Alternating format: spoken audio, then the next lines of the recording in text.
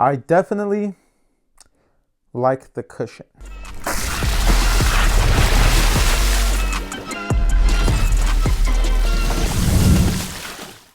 What's up guys, Vinny here with Sneaker Tweaker and welcome back to another video. Today we have the performance review on the Jordan Tatum 2. Now before we start the review, I just want to mention if you do enjoy content like this and want to help support our channel and keep the videos coming, please like, subscribe, and comment down below. And if you can, share our videos to help the channel grow and just get these videos out to more and more people.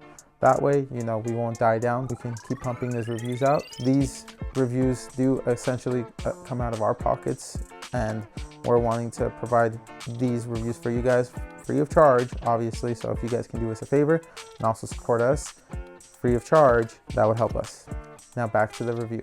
Tatum 2s are, I would say, a far but yet not so far departure from the Tatum 1s. Now let me tell you what I mean by that. These ones are a little bit more beefed up than the Tatum 1s, and on top of that, they are also a little bit rougher and not necessarily, I would say, the best performer.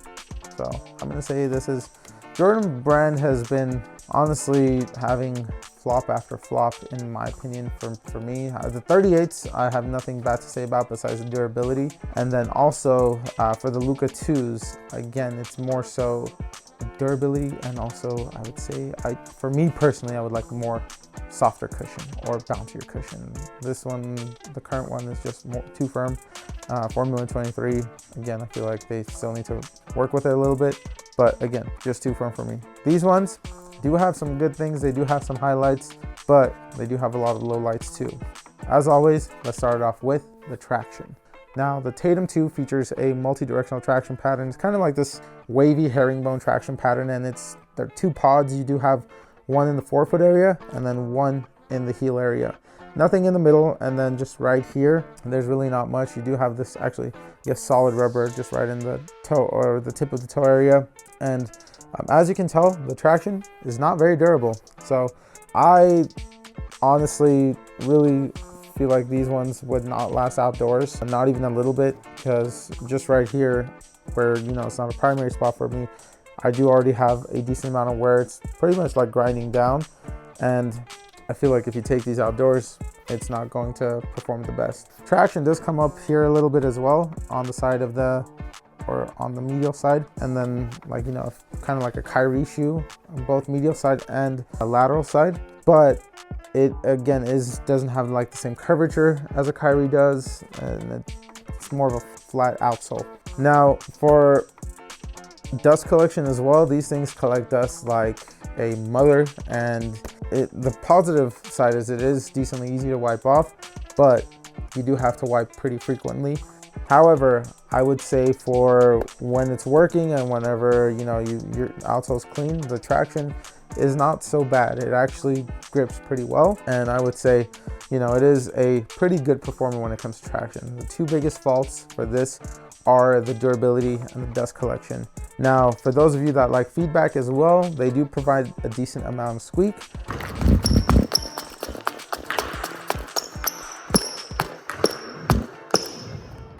So for me, again, like I said, it doesn't really matter as for performance, that aspect, but for people that enjoy the feedback, it is there.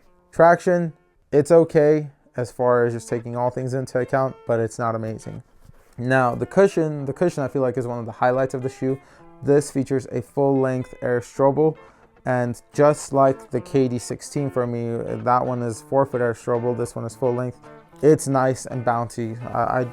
From my experience and when I was playing in it, just even right off the bat, the cushion was nice and bouncy. It was plush and bouncy, kind of a, you know, our combo, but I really liked it. It was really, really nice, and it just was, I would say, the biggest highlight of this shoe. Just with everything else, it's, you know, really nice to have something that sticks out to you. You do get a decent amount of core feel, but I would say it's more, you do get more like bounciness in the forefoot. You could kind of even compare it to, I guess, the Kyrie 8 Infinity or the GT Cut 2. Now those use zoom, this uses regular strobel, but it's again, a nice bouncy slash plush ride. You will get good impact protection. So that's an upside. As for the fit, they do fit true to size. The Tatum 2s are good to go as far as, you know, your standard shoe size. Now I do have a medium to slightly wide foot, and I didn't really have any break in time or anything needed with these. So I would say for those of you, again, that do have narrow feet or medium to slightly wide feet, you're good to go true to size. My toes are kind of like right at the edge, so I don't know if, you know, for those of you that are narrow footers, if you could go down half a size. But again, my feet are like my toes are right at the edge. For the materials and the support, I would say this is one of the biggest drawbacks besides the durability of the traction. Materials are really rough. They essentially, it's kind of like, I'm not sure, mesh or it's textiles, but it's like a rough textile. It feels like a ripstop material or kind of like denim. And it is super rough. It doesn't really break in too well. And yeah, it's not the best, I would say. There does also seem to be a decent amount of torsional rigidity. I'm not sure if there's an actual TPU shank in there, but it is pretty firm. If there is a TPU shank, it's not one that's visible. So I can't really see it. The insole is pretty glued down, so I don't really want to rip it off right now. And then just from the outsole, you can't really see it. The lacing system is one that I absolutely, and I can't tell if it actually goes, no, it doesn't seem like it goes down there.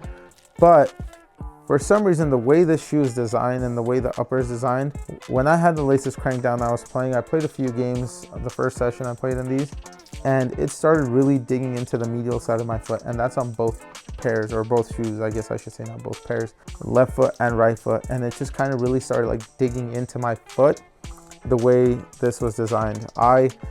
Honestly, it started getting really uncomfortable. I took them off at that point, and it kind of never went away, but I took them off after that point and just kind of stopped. You can play in them every time if you'd like to play in them. You just can't play in them for too long. So every few sessions, kind of like what I did, is you can play in it, and then you would just take them off once it starts digging in, because I really did not feel like having a cut open toe. That's what it felt like. The mark was there when I took these off, but it didn't really get a chance to dig in. And this is why I wear cushion socks for shit like this, because this shit drives me crazy. Whenever things do this, I don't like it, because then it takes me out, and then I can't really hoop or, you know, test out other shoes. So that really it really bothered me. So, you know, but the support aspect, the support's there, you know, but comfort, not so much. You do also have this heel counter. It's more like a heel clip right in the back. That's Tatum's number right there, 0.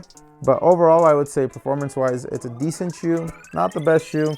Not a shoe that I would get 2 of, or not a shoe that will be in my rotation. So, you know, that's, yeah, that's that. But for those of you that want to know the weight on these, in a size 9, they do weigh in at 13.3 ounces. So a little bit more on the average side. Not heavy, not light, but more average, you know. And for the price, in the Mama's Boy colorway, these do retailing at $125. So again, for those of you that are wanting it, it's definitely available. I don't think these are going to be flying off the shelves, to be honest. It's a shame, because even though Tatum is a Celtic and I'm a Lakers fan, I think he's an awesome player, and I wish, you know, he had better shoes, just because, again, great for consumers. Not that there's a lack of great shoes out there, but it'd be great if his shoes were great too. You know what I'm saying? And it's not unheard of, because, you know, Sabrina's first shoe was great. Jaw's first shoe, I think, was great. And then the Zoom Freak 5, which is Giannis's 5th shoe, still retails in at $130, and usually on crazy good sales after the first few months. Those are great performers. So again, Jordan brand, get your shit together. You know, this ain't cool. Now, a lot of people also ask us where we get our basketball socks from. The answer is from Amazon. They come in a pack of 3 that costs just as much as 1 pair of Nike Elite socks. The ones we have are these 2 muted colors, which the white one and the black one, and they are quarter length. So if you guys like quarter length, they have them available in that, but they also have them in the high top version. Like I said, they come in a pack of 3 that costs just as much as the Nike Elites. And these are pretty much the same thing, but without the Nike branding. They're cushioned, they're ventilated, and they're amazing socks, and they last a long time. If you guys do want a pair, hit the link in our description down below and go grab yourselves a pack. Not a pair, grab yourselves a pack. If you guys have already played in the Jordan Tatum 2s, let us know your experience down below. If there are any other shoes you guys would like us to review, comment down below. For more content like this, please like, subscribe, and follow. We'll see you guys in the next one. Peace.